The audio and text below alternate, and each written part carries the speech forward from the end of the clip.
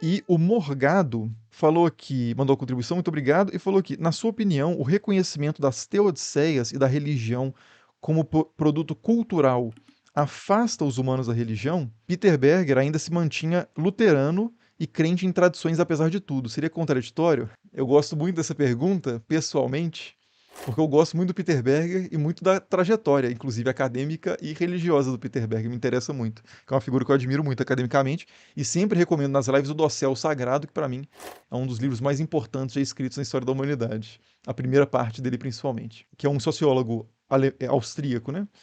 Relativamente recente, século XX, morreu não tem tanto tempo. E ele pergunta se o reconhecimento das teodiceias da religião como produto cultural. Então, a teodiceia é basicamente a defesa de Deus, né? Principalmente em relação ao problema do mal, e da religião em geral como um produto cultural afasta as pessoas da religião. Depende, né? Você cita o próprio caso do Peter Berger, que era uma pessoa que entendia a religião como uma realidade socialmente construída, nos termos dele mesmo, né? A partir da ideia de construção social da realidade. Tudo é construção social. Isso não significa que a gente esteja, sei lá, você inventou o oxigênio. Você não inventou o oxigênio em si, mas o conceito de oxigênio e a relação que se tem com o oxigênio ela é culturalmente mediada. É isso que quer dizer esse conceito de culturalmente, que a realidade é socialmente construída. Então, por exemplo, o rio Nilo, ele é uma coisa. Se todo mundo morrer hoje no planeta, o rio Nilo continua existindo. Mas o rio Nilo para as pessoas, para as sociedades, não é só o rio Nilo. Ele pode ser algo divino, ele pode ser um deus mesmo, ele pode ser a fonte de alimento, fenômeno natural, não fenômeno, né, mas o acidente também não, o fato natural que garante a sua subsistência. Então você é grato ao Nilo. Então toda a nossa relação com a realidade é culturalmente, socialmente construída, mediada, né?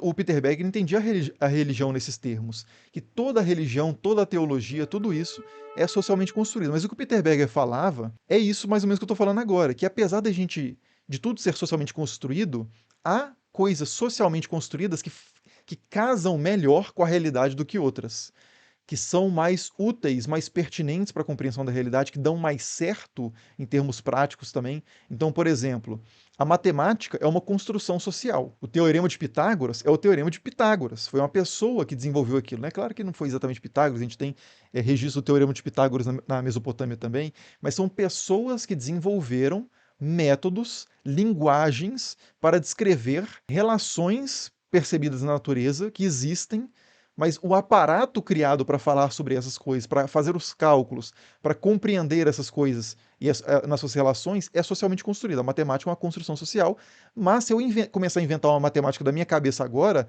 ela não vai ser tão boa, não vai ser tão verdadeira, entre aspas, não vai casar tão bem com a realidade, quanto a matemática que foi se desenvolvendo ao longo dos milênios. Então, o fato das coisas serem socialmente construídas não significa que elas sejam mentiras ou que elas sejam totalmente arbitrárias. Já que, por exemplo, o Alcorão foi escrito por uma pessoa, né, Maomé, segundo a tradição, então significa que não foi Deus que inspirou aquele livro. Não, são declarações diferentes. Maomé pode ter criado, a partir das suas possibilidades culturais, sociais, algo que de fato bate muito bem com a realidade cósmica e até divina, né? Eu estou dando o exemplo de Maomé porque eu acho que vai ter muito pouca gente islâmica aqui, para não dar o exemplo do cristianismo, que poderia ser o mesmo exemplo, do judaísmo, de qualquer religião. Então pode ser que uma religião tenha se desenvolvido, que essa religião bate mais, bate melhor com a realidade, dá mais certo do que outras. É uma espécie de Entendi, eu acho que ficou clara a ideia, né? Esse é o apêndice 2, inclusive, do Dossel Sagrado, ele fala exatamente sobre isso.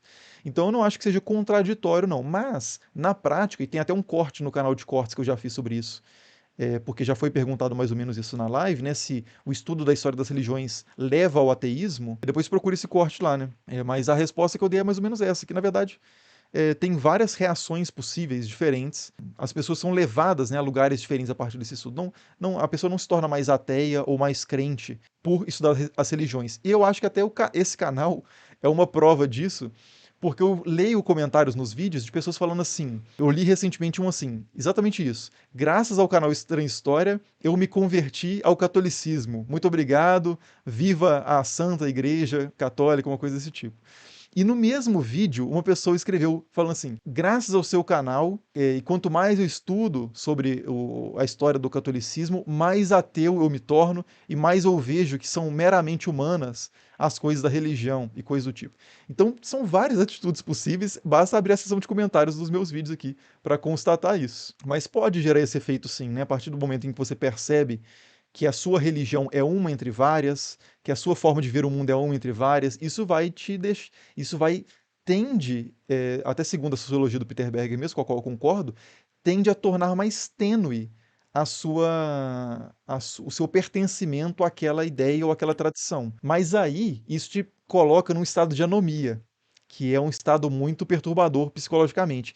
E isso pode acabar te levando ao efeito contrário, porque nesse estado que você chegou, de tipo assim, eu não sei mais não acreditar, tudo vale, se Deus não existe, tudo é permitido, então eu vou dar um pular de cabeça numa tradição para me salvar dessa loucura, né, das várias possibilidades, desse estado de anomia, de não pertencimento. E aí a pessoa se torna um tradicionalista católico, se torna um, um muçulmano conservador e pode se tornar, como Peter Berger foi, um luterano tradicional. Mas eu vejo isso na história, na trajetória pessoal do Peter Berger, como uma proteção da sua psicologia.